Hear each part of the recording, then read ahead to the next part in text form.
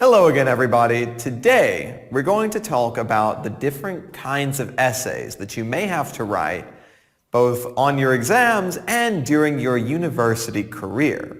Now let's analyze what kinds of essays you may be required to write on timed exams or during your university career or in general. So, the first is the descriptive essay, where you must simply describe something, usually an issue or a problem. Next is the persuasive essay, where you must persuade or convince your audience that your viewpoint is correct. And third, the expository or the explanatory essay. And we'll talk a little bit more about this at the end. So, we should mention first that each essay presupposes different writing aims. So let's analyze each of these in terms of their aims in a little bit more detail. First, the descriptive essay, well, this speaks for itself. Just like I said before, it seeks to create an image in the reader's mind, and there's no exact format for writing it. The language of this essay must be bright and full of descriptions, intensifying words, adjectives. For example, here, the phrase, "the woman was sad," is inappropriate. Here, "the woman was feeling melancholy, her face flooded with tears, and anyone could observe deep dismay written all over her." If you have to write a descriptive essay, remember that it's obligatory to describe objects in order to properly create the image, to paint the picture for your reader. Now, topics of the descriptive essay can be the following: your room, your childhood memories, your life-changing experience, your pet, or the best teacher of your life. Now, let's move on to the second type, the persuasive, otherwise known as the for or against essay. Now, this essay is very close to the explanatory type. You should present the topic, collect and evaluate the evidence, as well as, and this part is mandatory, writing your personal view of the issue highlighted in the essay. For example, should you stand for or against the topic? And the most common topics for the persuasive essay are: should a school uniform be obligatory? Does surfing on the internet make you feel bad? Junk food, are you for or against it? And do your teachers use technology well? Now, the third type of essay, and the most commonly used essay on timed exams and during schools and university careers, would be the expository or the explanatory essay. And here your task is to inform your audience and to explain the problem to them. To complete this, you need to evaluate the evidence, present an idea, and support your ideas with arguments. Here, you must have been taught in school that essays consist of the following parts, and we have also mentioned these: the introduction, to introduce your central idea, the main body, 3 paragraphs usually. These back up the central idea. They support the main thesis or the main point of your essay. And finally, the conclusion. And in the conclusion, you do not just repeat the thesis and you do not introduce new ideas, but you summarize everything that you have discussed. Now, the same structure is applicable here. First, you need to introduce your central idea and then back this up in the main part. And finally, simply conclude. But there's one very strong rule here that you should always follow, and it is no surprises. When you introduce your thesis in the introduction, it should be completely introduced. Don't wait until the 3rd or 4th paragraph to say, "Oh, by the way." Don't do that. You want your reader to be able to expect everything that will come in the essay from the introduction. And similarly, in the conclusion, you should not add new information. You should simply summarize. Now, common topics for the explanatory essay that you will have to write are What is your favorite book? Or what kind of sports do you prefer? Or something like, if you could change one major historical event, what would it be? If you could acquire one supernatural power, what would it be? Or even, learning a foreign language has become increasingly important in today's modern world. Do you agree or disagree? Now, let's take a look at writing tasks and develop some strategies which can help you on exams or just generally in your own writing. So first, the strategies for writing an exam are as such. 1, if it's on an exam or in university, read the assignment or the task carefully. If it's in your personal life, decide exactly what you want to do. Then, assuming we're in university or we're taking an exam, highlight or underline the key words. What kind of essay is it? Next, develop a thesis, your idea or your argument, which will convey the main problem. Then order your ideas to back up the problem in a logical way. Now, be sure to use linking words to make your essay flow, to make it more fluid, more natural sounding, as well as develop supporting evidence for each point you make. The general rule that we are always taught in school is that in each paragraph, for each point that you make, you should have 2 to 4 supporting points as well. So, in our essays, generally, we have 3 main points, and each of these points will have 2 to 4 supporting details added. And finally, summarize your ideas. And this will really be, if you start this at the beginning, when you start writing your essay, if you do this at the beginning, this will form the skeleton, if you would, for your conclusion later on. Now, when we're coming up with our thesis statement or with our main idea for our essay, the following phrases can come in handy because normally we need to introduce our ideas. So, phrases like, in today's fast-moving world, or the phenomenon, issue, or problem of X is this. Also, people have always thought, believed, or agreed. Now, be careful using this one, particularly in more academic or professional writing, because here this would require some supporting evidence to prove.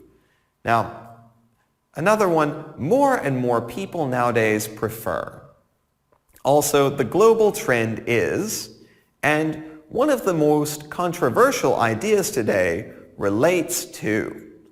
Now, all of these in more academic or professional writing may require some supporting evidence, but in a timed essay, this will not be required. You may start writing your essay with a quotation as well. We call these informally attention grabbers. This is something that will grab or acquire the attention of your audience to make them more interested in what you're about to write. One common way of doing this is by using quotations or common proverbs. So here are some quotations of famous personalities and some general proverbs that I recommend using in any timed exams or even using in your own writing. So first, music can name the unnameable and communicate the unknowable by Bernstein. Also, I would give anything to hear and to love music, but do the best I can, it is just noise and nothing more, by Catherine the Great of Russia. Next, a proverb, if a thing is worth doing, it is worth doing well. Another quotation, the man who makes no mistakes does not usually make anything, by E.J. Phelps. Also, life's most persistent and urgent question is, what are you doing for others, by Martin Luther King, Jr. Next, I can't change the direction of the wind, but I can adjust my sails to reach my destination, by Jimmy Dean. And finally, some more proverbs which you can use. Appearances are deceitful. meaning that the way something looks can lie to you. Or when in Rome, do as the Romans. When you are in an unfamiliar situation or area, behave like the people around you. So honesty is the best policy, or don't lie. Next, blood is thicker than water. And the last, don't judge a book by its cover. Now, once we have established our thesis and our main problem, we can use the following phrases to lend support to it. Phrases such as, one justification often given for something is that, or proponents would claim that, those who object to something will admit that, the problem stems from, the consequences of something are, it's vitally important, and furthermore, the most significant part is. Now, there are two other expressions I want to give you, and these would be phrases like, I am certain that, or I am inclined to believe that, or I am convinced that even. Now, in for and against essays, the following phrases are applicable to state the issue and support for or to contradict the topic. First, it is generally agreed that, or it is considered a truism, or let us start considering the facts. Or I can even make statements like, opinions differ. Many people think this way, but others do not agree. Also, it is an undeniable fact that, or doubtless, other more familiar expressions probably, on one hand and on the other hand, and even to consider the problem from another angle. And this last one is particularly useful when we are changing viewpoints or when we are moving to examine an issue from another perspective. And to summarize our ideas, we may use the following phrases. To draw a conclusion, to sum up, to cut a long story short, to put into a nutshell, or even simply to conclude. Remember, while writing or while ending an essay, do not simply state your thesis, or do not simply restate your thesis, rather. Your thesis should be clearly stated in the introduction. However, your conclusion should feature a summary of your entire essay and a summary of your argument, really. It is also highly requested and highly advisable that you end your essay with an appropriate quotation. The impression you make on the reader at the end of your essay is just as important as the beginning, and it creates the entire impression for how they understand your argument. Basically, it's how they'll remember what you wrote about. And very, very importantly, when writing an essay, you should ensure to use the appropriate linking words to make your essay flow, to make it seem coherent and logical. And these are the following. First, you can begin simply with firstly, secondly, finally. However, I would warn you not to use these if you can avoid it, simply because they're boring. They're common. These are the words you use when you have the time or when you don't have the time, nor the energy to come up with better linking words.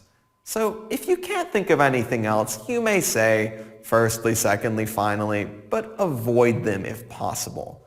Better words are things like besides, or the other side of the coin, however, is that, or other words like although, moreover, to add information, furthermore, again, to add information, in addition to, yeah, you guessed it, to add more information.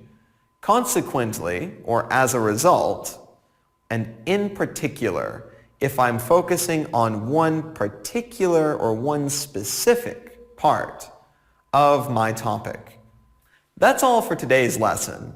2 examples of essays that you may be required to write in the future you can find attached in the files which accompany this lesson.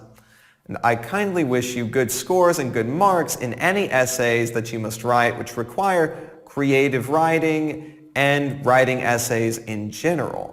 Remember, practice makes perfect. The more you practice this skill, the more you write, the better you will write. And the more essays you write whilst preparing for any exams that you may have to take, for professional evaluations, for universities, even to enter universities, for anything, the more you write, the better you will write. And the better the chances are that you will complete any necessary tasks successfully. So practice, practice, practice, and write and write and write. And I wish you the best of luck, and I will see you in the next lesson.